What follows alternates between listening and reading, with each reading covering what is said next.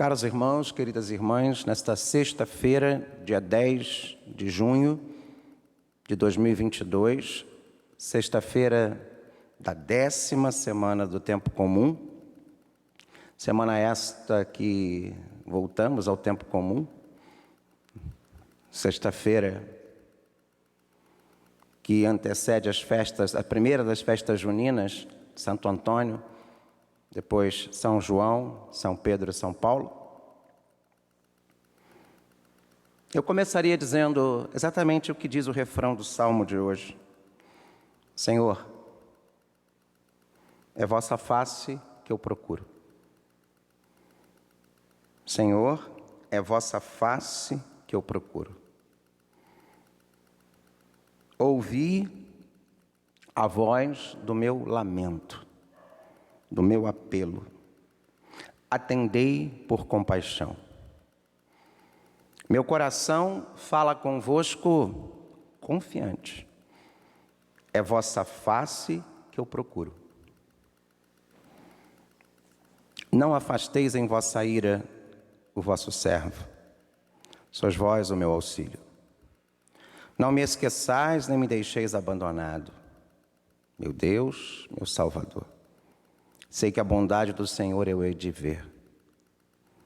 Espera no Senhor e tem coragem. Espera no Senhor. É muito bonito esse Salmo 26. E é uma oração que eu acho que nós precisamos fazer quase que todo dia.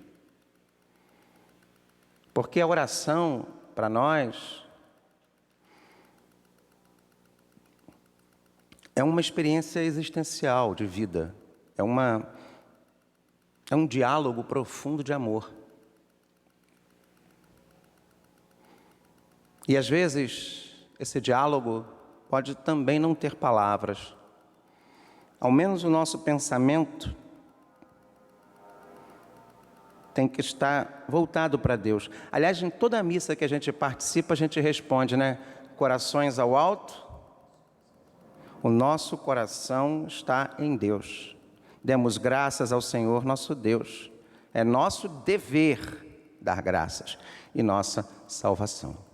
Mas, hoje, voltamos àquela leitura maravilhosa, né? Hoje é 2022, é ano par, ao Livro dos Reis. E hoje é aquela que eu citei essa semana, né? Lembra dos sacerdotes de Baal? Dos 450 contra 1?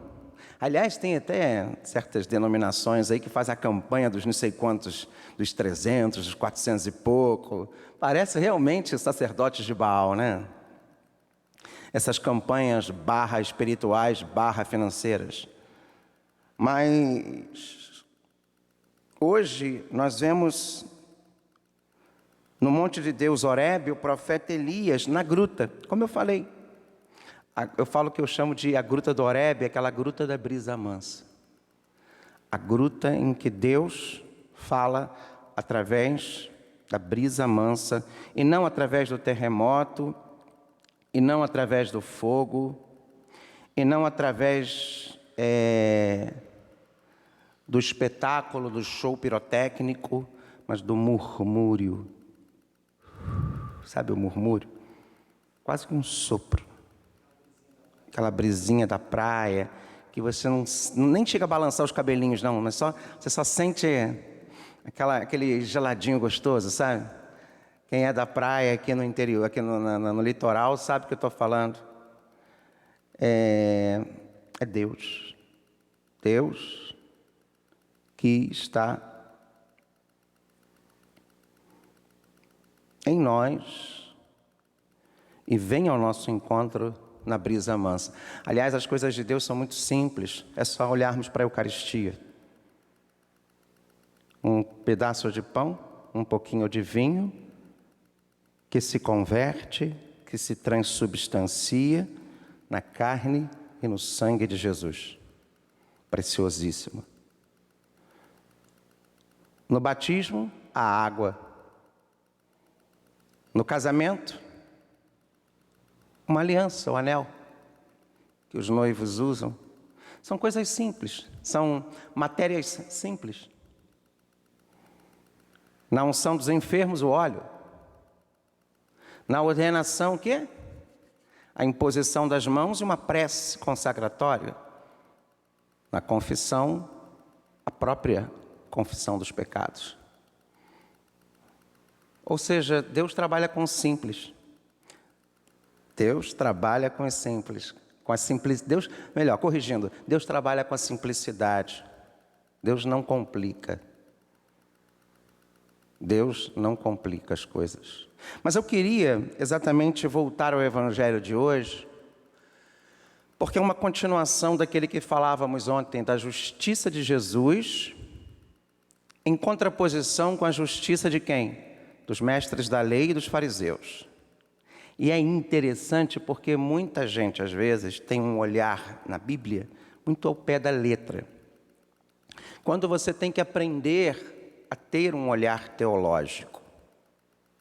Claro que teologia é um estudo, é uma pedagogia, é uma metodologia, né? Tem a sua metodologia, tem o seu método de aprendizado, é uma ciência, inclusive.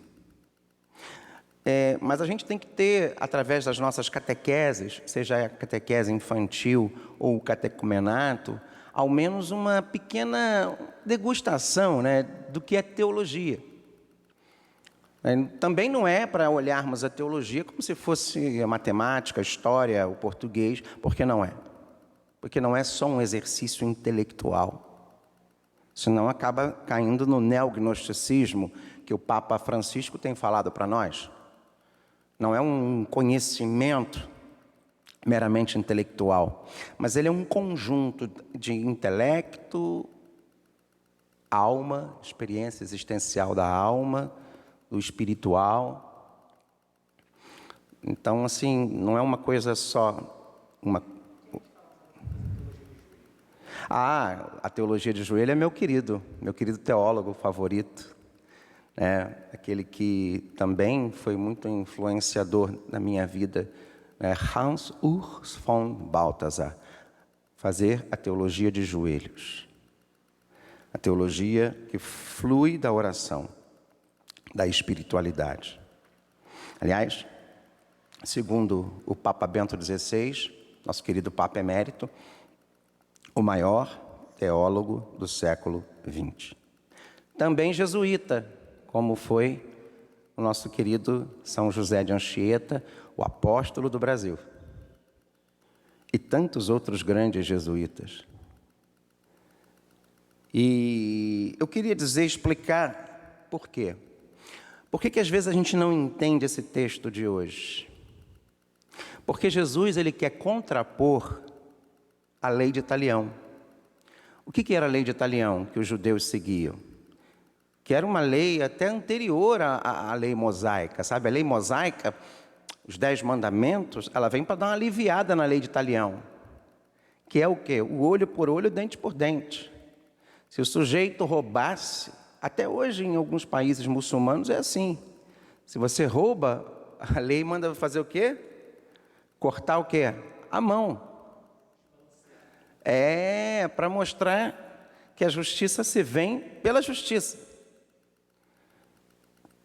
Então tem muitas teologias que ainda são feitas e refletidas, estudadas a partir dessa mentalidade, que é inclusive anterior ao Antigo Testamento.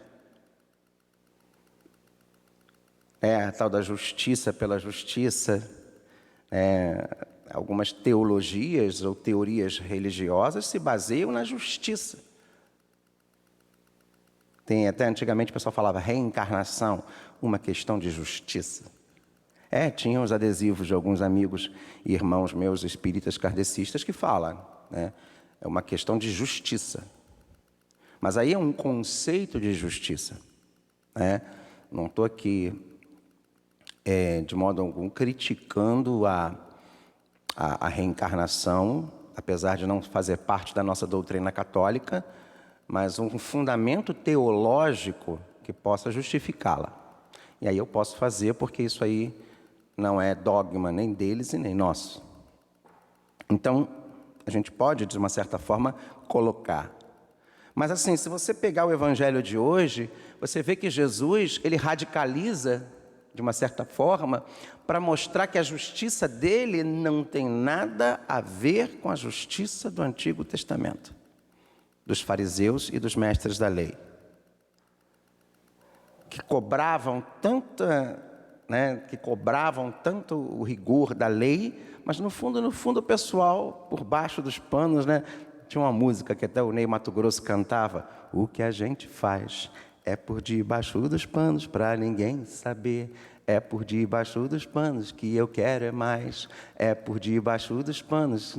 Tinha uma música assim, dos anos 80, da sua época, Fábio Luiz.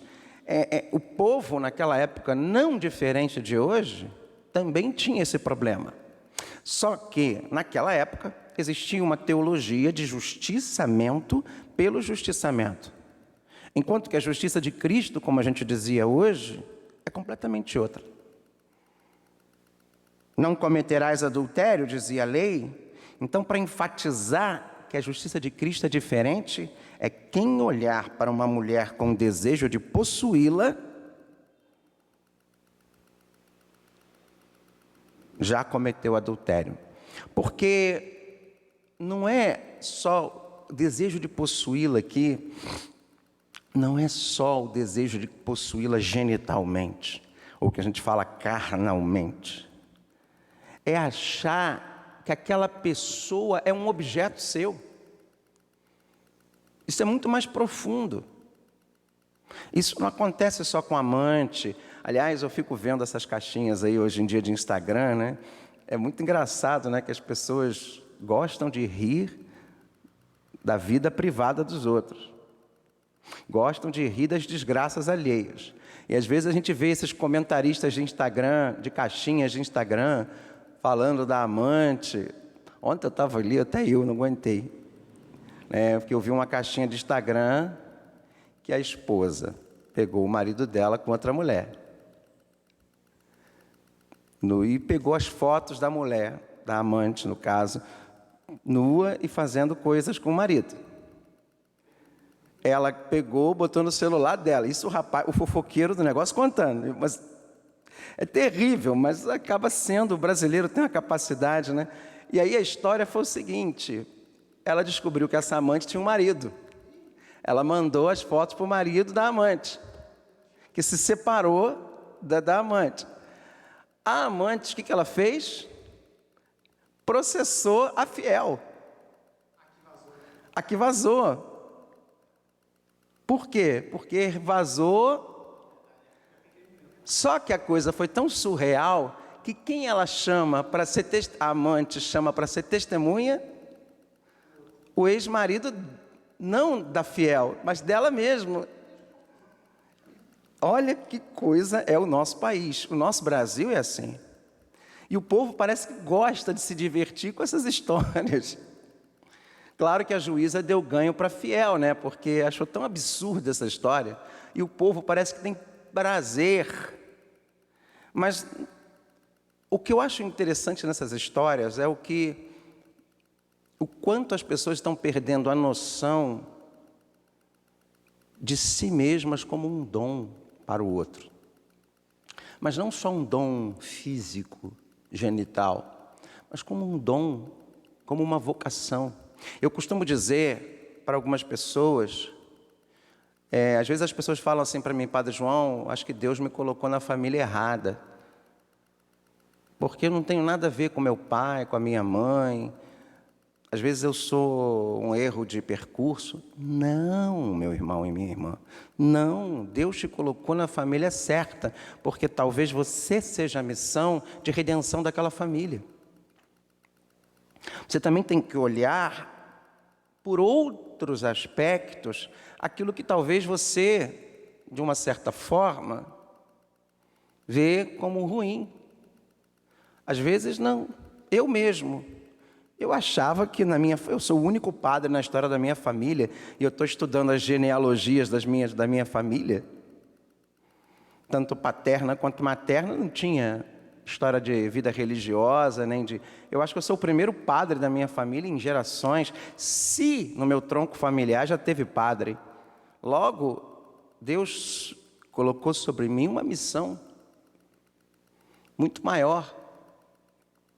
Às vezes não é de ser padre, mas de ser um católico praticante, religioso, que tem a missão de ajudar, ou vem ao mundo para ajudar aquela família, servir aquela família. Então, quando ele fala aqui de possuir uma mulher, não é só sexualmente, genitalmente, é de você achar que você é dono das pessoas, dono do mundo. Não. Vai muito além. E aí é muito interessante, porque quando ele fala aqui, se seu olho direito é para ti ocasião de pecado, arranca-o. Gente, não leve em consideração, porque Jesus está criticando a lei de Talião. A lei de Talião mandava arrancar. Ele está explicando aqui de uma maneira que aquelas pessoas ali, os mestres da lei e fariseus, entendiam. Não é o nosso entendimento de hoje, de chegar e arrancar. É a gente evitar. Mas para aquele conteúdo ali, aquele conceito, onde na sua cabeça, naquela época de Jesus, as pessoas achavam que para cortar o mal ele tinha que arrancar, é por isso que Jesus está dizendo isso. Se seu olho é motivo de pecado, não olhe. Ou olhe e não veja, sabe? É olhar ou ver além daquela coisa ali, além daquela, como é que se diz? Além da aparência. Você olha, por exemplo, para uma mulher muito bonita, com um corpo perfeito, maravilhoso, eu não tenho que ficar olhando e ficar ali babando naquele corpo bonito e perfeito. Eu tenho que olhar para aquela pessoa e olhar além, olhar para dentro daquela pessoa. Será que aquele interior daquela pessoa... Eu sei que esse é um instinto, às vezes, falar mais alto, porque você não foi acostumado a olhar as pessoas por dentro. Mas aprender, a gente pode aprender, a gente tem capacidade de aprender. Será que ela é tão bonita por dentro como ela é por fora? E será que aquele corpo bonito vai me dar a satisfação plena da minha vida? Porque a gente pode usar e jogar fora, como a gente vê muita gente fazendo isso. Então a nossa liberdade tem que estar em jogo em todos os momentos. Se tua mão, se tua língua, se teu corpo é motivo de pecado, transforma-o, arranca-o. E aí a gente também pode dizer, arranca o mal. Arranca a maldade, a malícia. Arranca o egoísmo. Corta o mal pela raiz. Será que hoje está saindo o som, Fábio Luiz? Corta o mal pela raiz. Assim como nós devemos cortar todo tipo de moralismo e entrarmos de cabeça e mergulharmos de cabeça aonde? Na lei do Cristo, na lei do amor de Deus, na lei do amor de Deus que tem a sua realização plena em Jesus, que começa com Moisés, mas que tem a sua plenitude em Cristo. A lei daquilo que o Papa Francisco fala para nós da misericórdia. Eu não quero sacrifício, né? Está lá na quaresma. E sim o quê? Misericórdia. Que misericórdia é essa?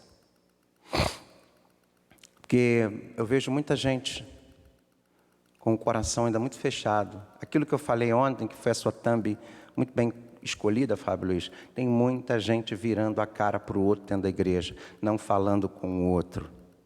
Ao menos, enquanto São Paulo diz suportai-vos na caridade, tem muita gente virando a cara, tem muita gente cancelando, tem muita gente trocando de igreja para não ter que olhar com aquelas pessoas. Eu gostava de quando só tinha uma igreja no interior, que mal ou bem você não tinha opção, você tinha que estar lá na igreja.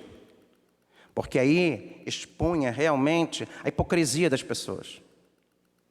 E não existe hipocrisia maior do que as pessoas darem de bonzinho dentro da igreja, mas o coração delas está cheio de quê? De ódio, de raiva, de rancor. E é esse amadurecimento que Jesus está nos chamando a mostrar, a mudar. Não adianta eu ter uma liturgia impoluta, bonita, adianta um pouco.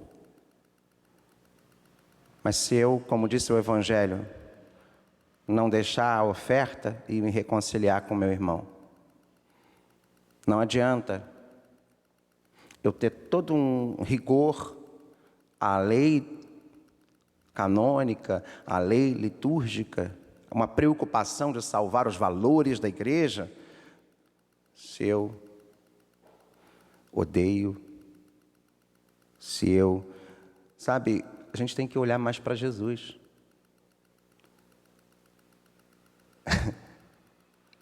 Jesus, ele era tão diferente. A gente vive numa sociedade, eu estou falando demais hoje, eu sei. A gente vive numa sociedade que todo mundo tem que ser de um jeito ou de outro, né? Nós estamos na polarização. Ou eu tenho que ser de direita conservador, ou eu de esquerda progressista. Quando a gente ousa ser a gente mesmo, o que acontece? A gente se torna minoria. A gente se torna o quê? A gente fica no limbo social.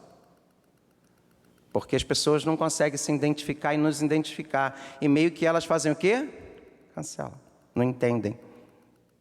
O próprio Cristo, ele não era compreendido. E tem um texto no Evangelho que mostra claramente qual? Muito fácil. Aquele. Quando Jesus diz, e para vós, quem eu sou? Nem os apóstolos tinham noção. Jesus era o quê? Era um fariseu? Ele era um fariseu, era um judeu fariseu. Mas que fariseu é esse? Quem era Jesus? Jesus, ele era tão exótico. Adoro falar essa palavra porque me chamaram de exótico. Jesus era tão ele,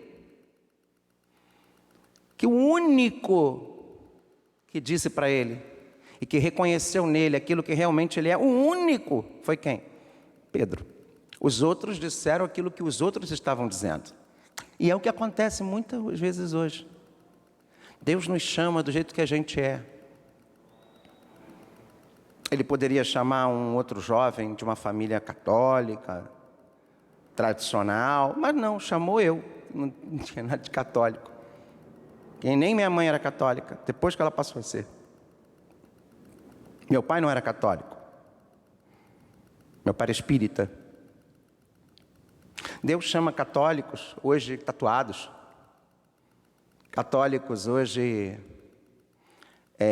que não tem uma tradição de vida dentro da igreja, que encontra Cristo. É assim. Deus chama quem Ele quer, do jeito que Ele quer, na hora que Ele quer.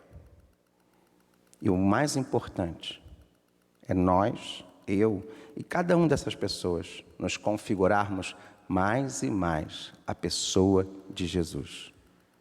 Eu sou católico porque sou cristão. Eu não sou cristão porque sou católico. Eu sou de Cristo, por isso eu sou católico. Eu não sou católico em primeiro lugar. Católico para mim é ser de Cristo. É a forma, é uma maneira de ser de Cristo.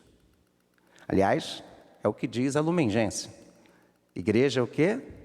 O sacramento da presença de Cristo, do corpo de Cristo. Sacramento, é o sinal do corpo de Cristo. Tanto que a igreja quase que entra como um sacramento. Lá em Trento. Mas não entrou. Mas ela é um sinal, ela não é o Cristo. Nós somos da comunidade de Jesus. E na casa de Jesus, como ele mesmo falou, há muitas moradas. Vamos pensar sobre isso. Senhor, é a vossa face que eu procuro.